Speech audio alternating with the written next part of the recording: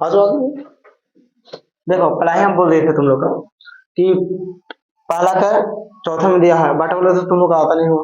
दिया है कि निम्नलिखित समीकरणों को विलोपन विधि तथा प्रतिस्थापन विधि से हल कीजिए। कौन सी विधि अधिक उपयुक्त है? कह रहा है कि कौन सी विधि, तो हम पहले भी बता दिए, जो आसान लगता है उसका लिख दो। तो इसका हम दोनों विधि से हल करने हैं, पहले भी कर चुके हैं। तो सबसे पहले बाटा में है, तो समीकरण 1 और 2 बनाते हैं, बाटा को हटा देते हैं, ठीक है। तो कुछ नहीं तो इसका बीच में एलसीएम है कि नहीं? पहले इसका एलसीएम लो। अब समीकरण बना रहे थे, दोनों का एलसीएम लेंगे तो कितना आ जाएगा? 6 आ जाएगा, हो गया। 3 दूना 6 तो 3x है ना, प्लस 3 दूना 6 2, तो 2 दूना 4y, 4y बराबर कितना? -1, ठीक है। समीकरण 1 बता रहे हैं। अब देखो -1 हो गया। अब कुछ नहीं तो क्रॉस मल्टीप्लाई है क्या?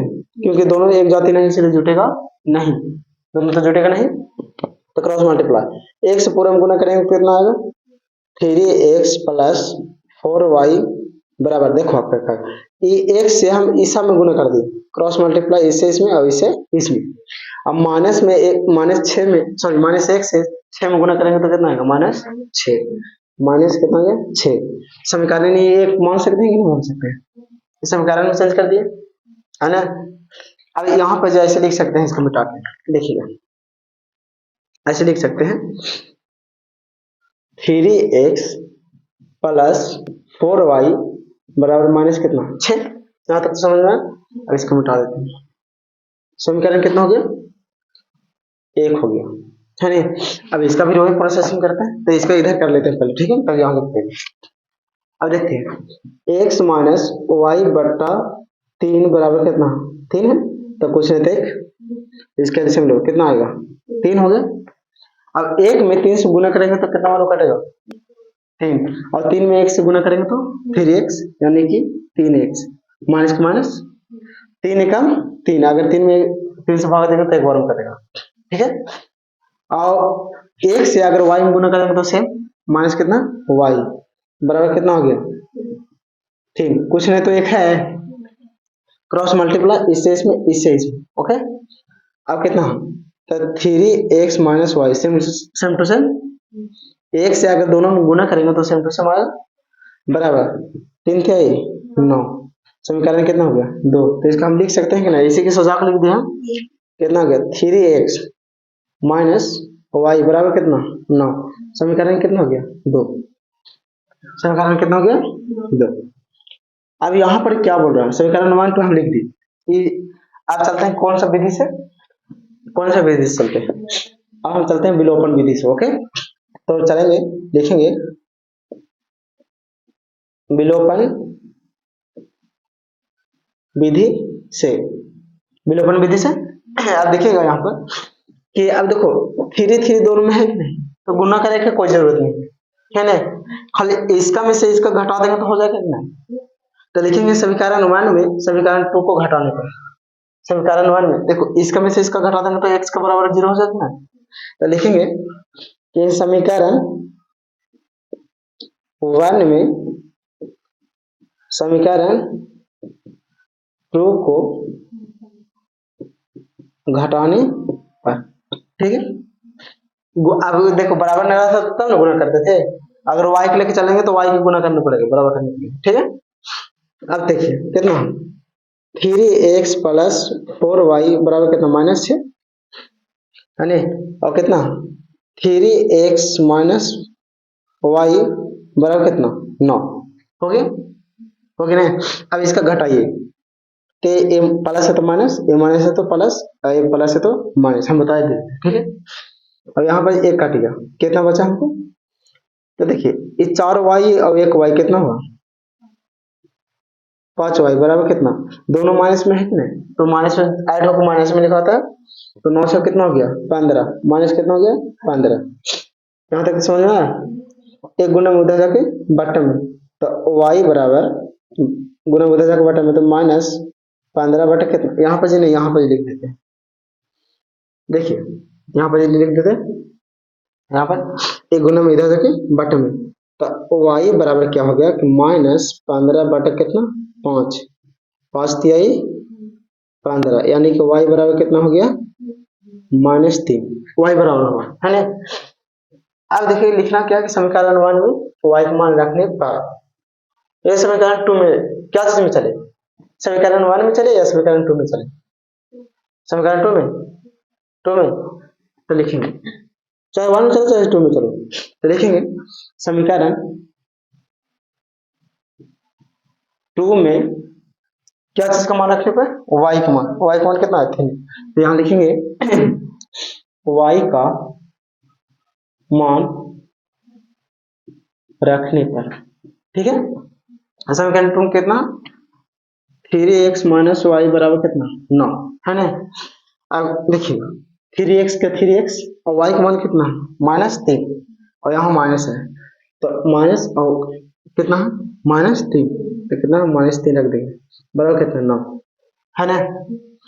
अब यहाँ पर देखिएगा 3x और माइनस माइनस प्लस कितना 3 बराबर कितना 9, ये प्लस में उधर जाके माइनस में एक जाति को होगा तो 3x बराबर 9 माइनस कितना 3, यहाँ तक समझ में। अब यहाँ पर 3x बराबर अब 9 में से 3 गए तो कितना 6, अब यहाँ गुना में उधर जाके बटा में तो x बराबर कितना 6 बटा कितना 3, 3 दूना 6 यानी कि x का मान कितना आ गया 2, ये हो गया। अब चलते हैं कौन विधि से, अब प्रतिस्थापन विधि से चलते हैं, ठीक है। अब यहाँ पर देखना यहाँ विलोपन विधि हो गया प्रतिस्थापन विधि से, आप चाहे तो x का मान पहले निकाल दो या तो y का मान पहले निकाल दो तो चलेंगे लिखेंगे समीकरण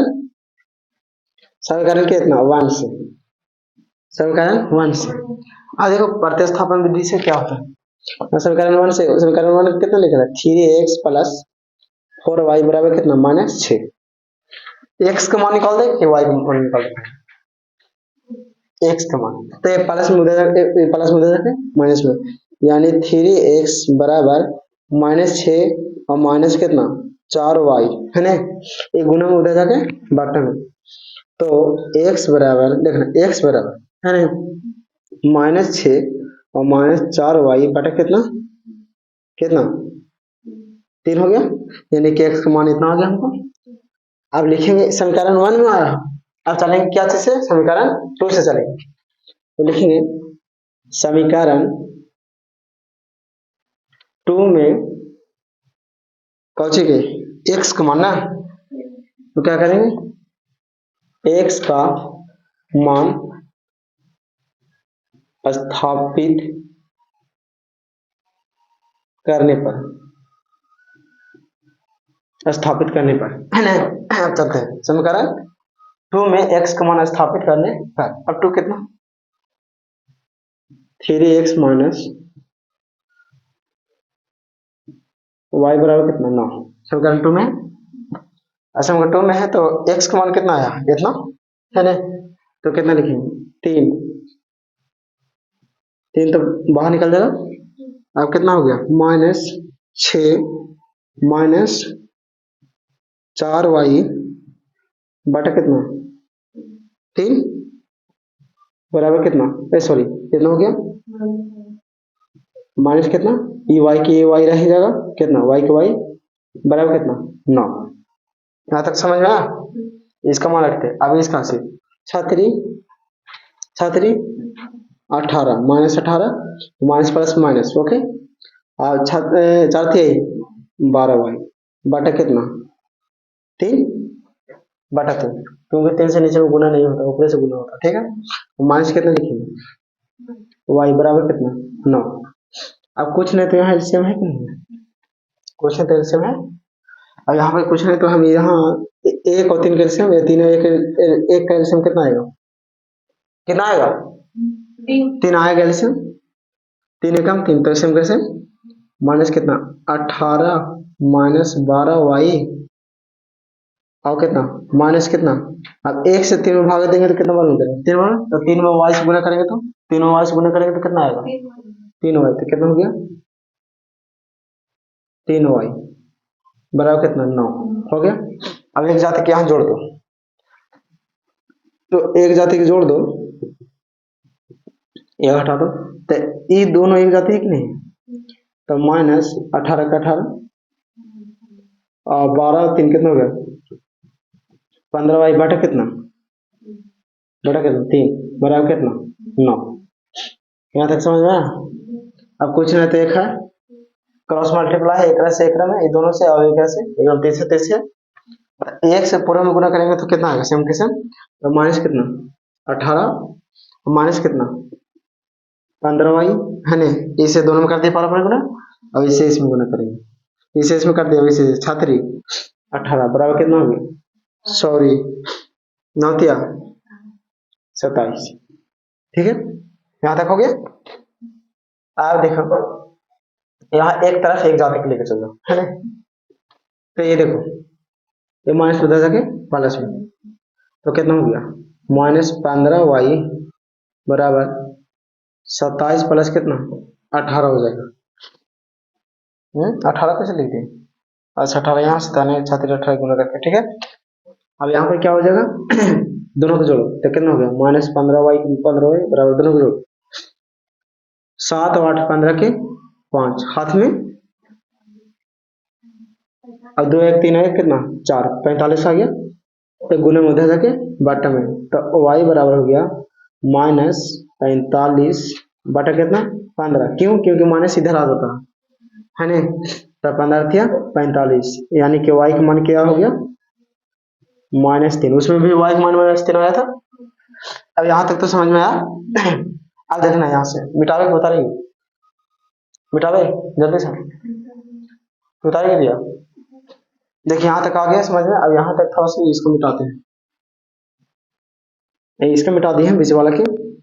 अब समीकरण 1 में रखो या समीकरण 2 में रखो, क्या चीज का मान y का मान, तो ऑटोमेटिक है कि x का मान क्या आ जाएगा, ठीक है। तो क्या चीज में रखे, y में समीकरण 1 में रखे या 2 में रखे, 1 में लिखेंगे समीकरण 1 में y का मान रखने पर, देखना समीकरण 1 में y का मान रखे पर, इसका मान रख रहे हैं समीकरण 1 कितना 3x प्लस 4y बराबर कितना -6 हो गया। अब देखना कि 3x के 3x प्लस, अब 4 गुने y का मान कितना -3 बराबर -6, अब 3x बराबर सॉरी 3x और 4 के 12 माइनस कितना आ गया 12 बराबर कितना -6, ये माइनस में उधर जाके प्लस में, तो 3x बराबर -6 प्लस कितना 12, तो 3x बराबर कितना आ गया 6, एक गुना में उधर जाके बट्टा में, तो x बराबर 6 बटा कितना 3 है ना, 3 दूना 6, यानी कि हमको x के मान कितना आ गया 2 आंसर। अब कौन सा विधि अच्छा लगा थोड़ा, प्रतिस्थापन विधि या विलोपन विधि, तो इसमें लिखेंगे यहाँ पर लिख देंगे इस प्रश्न में विलोपन विधि अधिक उपयुक्त है, उपयुक्त है, हो गया।